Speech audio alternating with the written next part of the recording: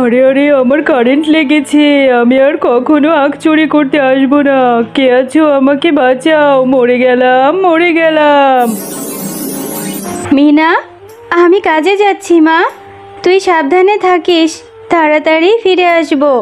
আচ্ছা মা, যাও, তাড়াতাড়ি চলে এসো। আর আসার সময় আমার জন্য একটা আখ নিয়ে আসবে। বাজারে অনেক আখ উঠেছে, আমার খুব আখ খেতে ইচ্ছে করছে। কত মিষ্টি, কত মজা। আচ্ছা রে মিনা, ঠিক আছে, আমি ফেরার সময় তোর জন্য বড় একটা আখ নিয়ে আসবো। এরপর মন ভরে খাবি। তারপরে যদি দাঁত ভেঙে যায় তখন বুঝবি আখ খাওয়ার কি ঝাল। এবার আমি আসি রে মা। কিরে শেফা, রোজ রোজ এভাবে দেরি করে কাজে আসিস কেন? আজকেও তো দেরি করেছিস। তোকে আর আমার বাড়িতে কাজ করতে হবে না। যা, আমি নতুন কাজের লোক রেখে নেব। ম্যাডাম, আপনি আমাকে এভাবে কেন বলছেন? আমি কোথায় দেরি করে এসেছি? আমি তো সময় মতো এসেছি। এভাবে আমাকে কাজ থেকে তাড়িয়ে দিবেন না। মেয়েটাকে নিয়ে যে না খেয়ে মরতে হবে।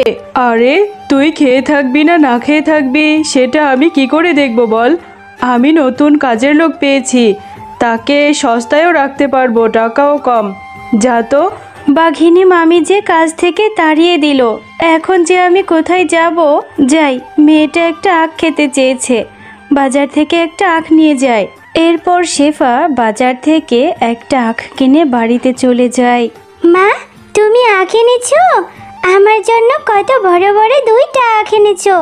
দাও মা, আমি খাই।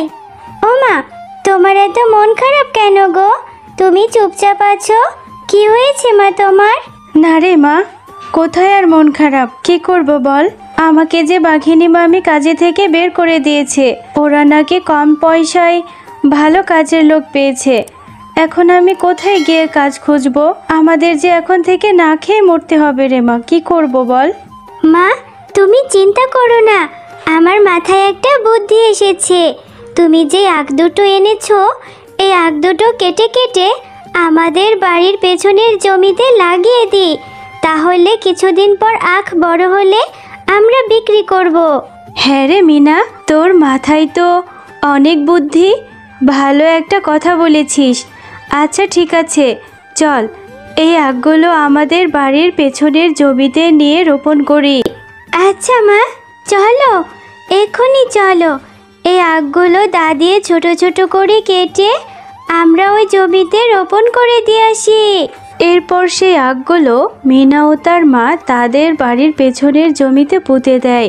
আর তারা তাদের সেই পুঁতে দেওয়া আখগুলো প্রতিদিন অনেক যত্ন নিতে থাকে। ও মা, দেখো বাইরে কত সুন্দর বৃষ্টি হচ্ছে। আমাকে আর কালকে থেকে কষ্ট করে আমাদের আখে পানি দিতে হবে না, তাই না মা?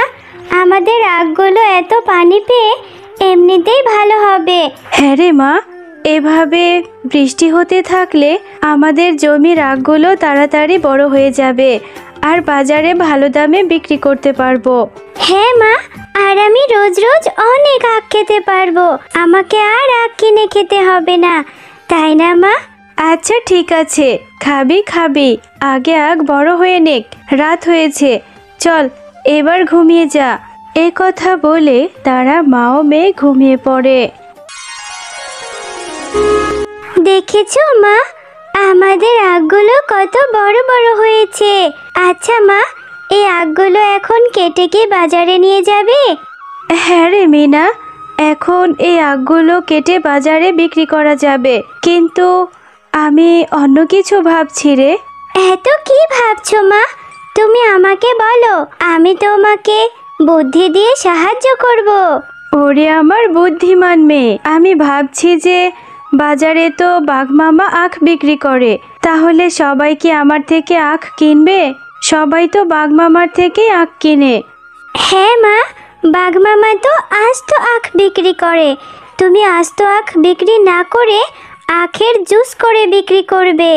তাহলে দেখবে এই গরমে বাজারের সবাই তোমার থেকে আখের জুস কিনে খাবে। সত্যি রে মিনা, তোর বুদ্ধির প্রশংসা করতে হয়। বুদ্ধিটা কিন্তু খুব ভালো হয়েছে। আচ্ছা চল, এবার মা ও মেয়ে আখ কেটে তারপর বাজারে নিয়ে যায়। এরপর শেফা শিয়ালিনী আখগুলো কাটতে থাকে আর আখগুলো কেটে বাজারে নিয়ে যায়। আসুন আসুন দাদারা দিদিরা, মিষ্টি আখের রস আছে, মিষ্টি আখের শরবত খেতে ভারী সুস্বাদু। আরে, এই ছোট লোক শেফা শিয়ালিনী আবার আখের ব্যবসা করছে। ও এত আখ কোথায় পেল? আবার আখের শরবত বিক্রি করছে। ওকে কিছুতেই ব্যবসা করতে দেওয়া যাবে না।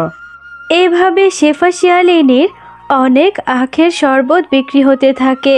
এদিকে বাঘ মামার দোকানে কোনো আখই বিক্রি হয় না। এটা দেখে তো বাঘ মামা রাগে ক্ষোভে গজগজ করতে থাকে। সত্যি গো শেফা দিদি, আপনার আখের রস খুব মিষ্টি, ভারী সুস্বাদু, খুব মজা পেলাম। এরপর থেকে আপনার দোকান থেকে আখের রস খাবো। হ্যাঁ গো, তোমার কি হয়েছে? আজকে এসে দেখে এভাবে মন খারাপ করে বসে আছো। আর আজকে কি তোমার বেচা কেনা ভালো হয়নি নাকি? বাজার আনতে বলেছিলাম সেটাও আনোনি। না গো গিন্নি, কি যে বলবো তোমাকে, আমার যে কোনো বেচা কেনাই হচ্ছে না। ওই ছোট লোক শেফা, ও বাজারে আখের জুস বিক্রি করছে। সবাই ওর থেকে আখের জুস খাচ্ছে, কেউ আমার কাছ থেকে আখ কিনছে না। ও এই ব্যাপার, তুমি একদম চিন্তা করো নে গো। আজকে ওই ছোট লোক শেফার আখের জমিতে যাব আর গিয়ে সব আখ চুরি করে নিয়ে আসবো। এরপর দেখবো ও আখ কোথা থেকে আনে। এরপর রাতের বেলা বাঘ এবং বাঘিনী শেফা শিয়ালিনীর আখের জমি থেকে আখ চুরি করতে থাকে। মা, আমাদের জমির আখগুলো কে কেটে নিয়ে গেছে? আমাদের জমিতে যে কোনো আখই নেই, এখন আমরা কি বিক্রি করব?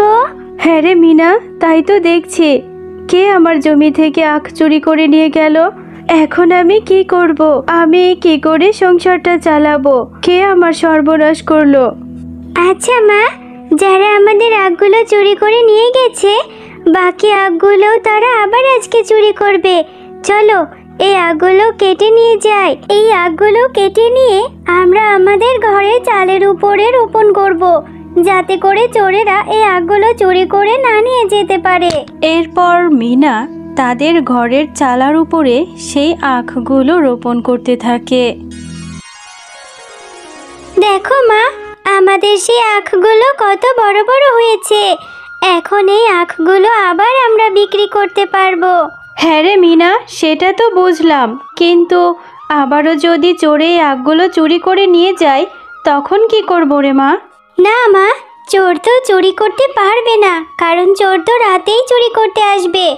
আর আমাদের এই ঘরের চালের আখগুলোতে আমরা রাতে কারেন্ট দিয়ে রাখবো, তাহলে চোর আর চুরি করতে পারবে না।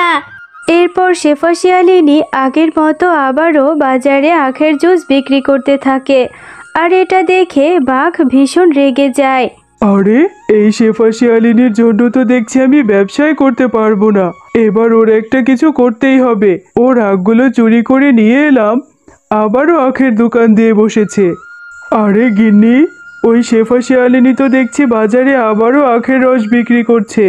ওর জন্য আমার বেচা কেনাই বন্ধ হয়ে গেছে। ওর কিছু একটা করতেই হবে। বুঝতে পেরেছি, তোমাকে দিয়ে কিচ্ছু হবে না। এবার আমি যাব, আমি নিজে গিয়ে ওই শেফা শিয়ালিনীর বাড়ি থেকে সব আখ চুরি করে নিয়ে আসবো। এক্ষুনি চলো, আজকে রাতেই যাব। আরে আরে, এই শেফা শিয়ালিনীর আখের জমিতে তো দেখছি কারেন্ট দেওয়া। আমাকে বাঁচাও, বাঁচাও, কে আছো? মরে যাচ্ছে।